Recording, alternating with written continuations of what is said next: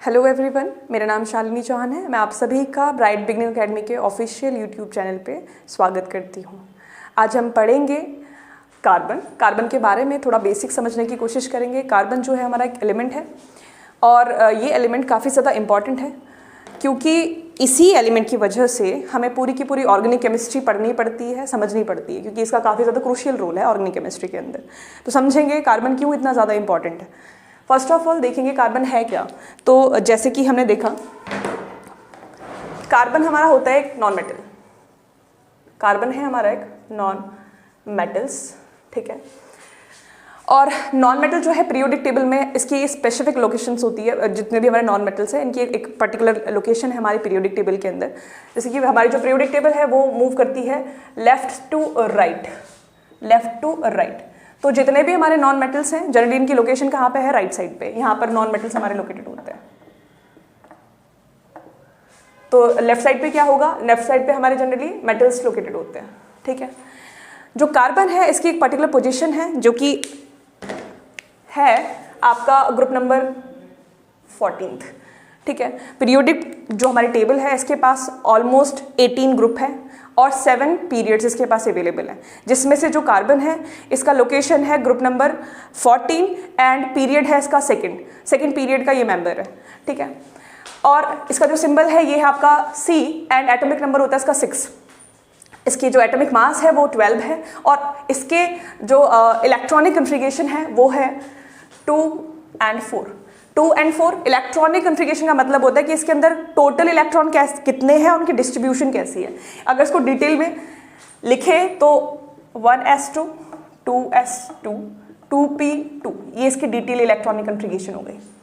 Detail इसलिए बोला मैंने क्योंकि देखिए यहाँ पर तो हमने क्या किया, मोटा मोटा इसको बता दिया कि हाँ 2 शेल्स हैं, इसके अंदर इलेक्ट्रॉन जो है 2 और 4 के रेशियोज में डिवाइडेड है।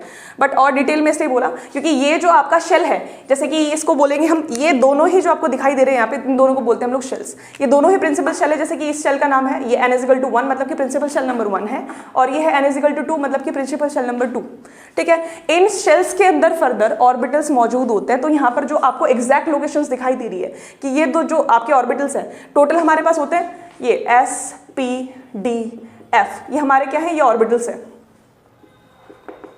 ये ऑर्बिटल्स लोकेटेड होंगे किसके अंदर, शेल्स के अंदर। तो यहाँ पर जो ये इलेक्ट्रॉनिक कन्फिगरेशन लिखी हुई है, यहाँ पर क्या है, यहाँ पर बताया गया है कि 2 इलेक्ट्रॉन किसके अंदर है, ये है आपका S ऑर्बिटल के अंदर और 2 इलेक्ट्रॉन लोकेटेड है P ऑर्बिटल के अंदर। तो ये डिटेल हो गई इसकी एकदम, ठीक है। अगला है ये आपका टोटल आपका ये स्ट्रक्चर है किसका, आपके छोटे से एटम जिसका नाम है कार्बन। तो कार्बन के पास 6 प्रोटॉन्स और 6 न्यूट्रॉन्स अवेलेबल होते हैं। 6 प्रोटॉन और 6 न्यूट्रॉन हम लोगों ने जनरल बोला है। जैसे कि जो ये आइसोटोप आपका लिखा हुआ है इसको हमने लिखा C6, ये 6C12, ठीक है। तो ये आपका क्या होगा, इसका स्ट्रक्चर है ये। अगर बात करते हैं इसकी जो इसकी आइसोटोप्स है, एक्चुअली में आइसोटोप्स होते ही है बच्चों। आइसोटोप्स में क्या होता है, इलेक्ट्रॉनिक जो हमारा नंबर होता है, एटॉमिक जो नंबर है हमारा वो होता है सेम। जैसे यहाँ पे 666 लिखा हुआ है, तीनों का ही एटॉमिक नंबर हमारा सेम है।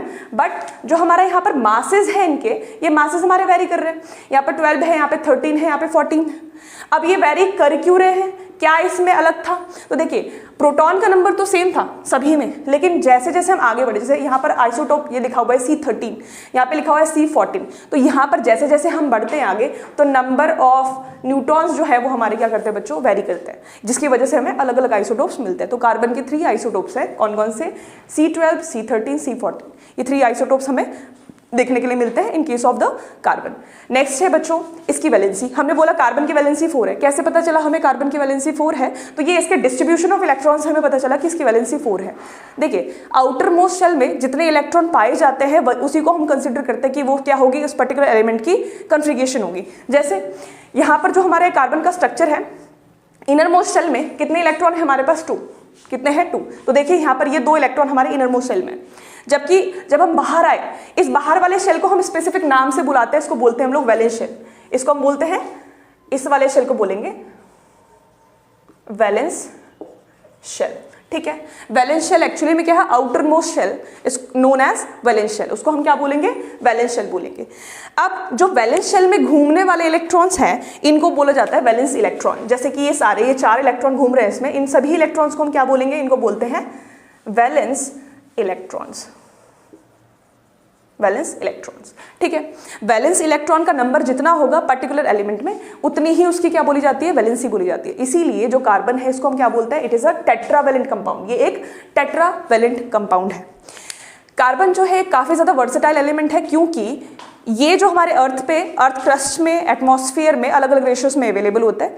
जैसे कि अगर बात करें हम कार्बन की वर्सिटिलिटी की, तो देखिए मिनरल फॉर्म में 0.02% तक अवेलेबल होता है, जबकि एटमॉस्फेयर में विद जैसे CO2 है, ठीक है, मतलब कंबाइंड फॉर्म में ये अवेलेबल है जैसे, तो ये 0.03% के अप्रॉक्स अवेलेबल होता है। तो कैसे बोला मैंने, कंबाइंड फॉर्म में जैसे CO2, ठीक है, इसमें ये कितना है 0.03% के अप्रॉक्स अवेलेबल है।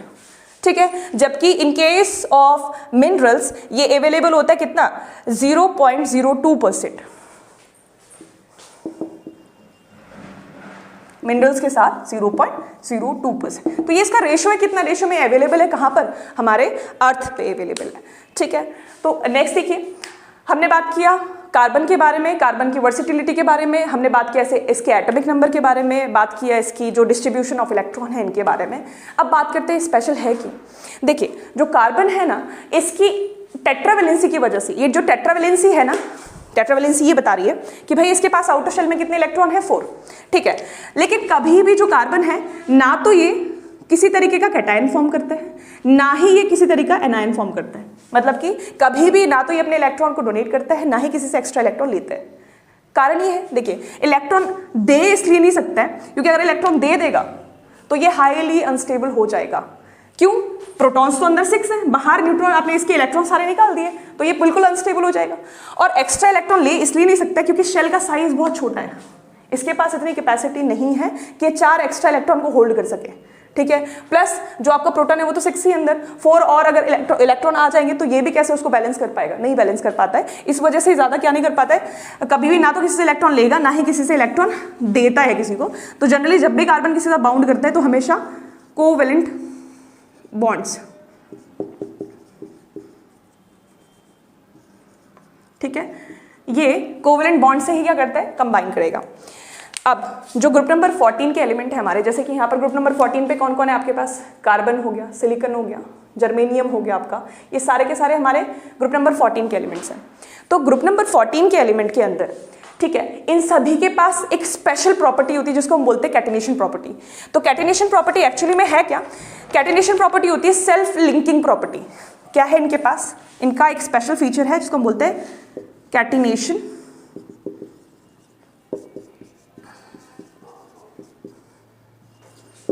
ठीक है, कैटिनेशन प्रॉपर्टी होगी इसकी। ठीक है, या फिर आप बोल सकते हो कि ये क्या है आपकी कैटिनेशन जो है, इसकी एबिलिटी है, इसको क्या बोला हमने, सेल्फ लिंकिंग प्रॉपर्टी है इसकी। ठीक है, सेल्फ लिंकिंग प्रॉपर्टी है। तो सेल्फ लिंकिंग में ये जो जितने भी एलिमेंट है इनमें से सबसे अच्छी जो सेल्फ लिंकिंग प्रॉपर्टी है वो कार्बन के पास है, जिस वजह से ये मिलियंस एंड बिलियंस ऑफ कई अलग अलग तरीके के कंपाउंड्स फॉर्म कर सकता है, कई तरीके के कंपाउंड्स बना सकता है। जैसे कार्बन जो है वो बहुत लंबे चेन्स फॉर्म कर सकता है कार्बन के ही एटम्स के साथ मिलके, कुछ इस तरीके से। ठीक है, कुछ इस तरीके से इसके पास सेल्फ लिंकिंग प्रॉपर्टी है।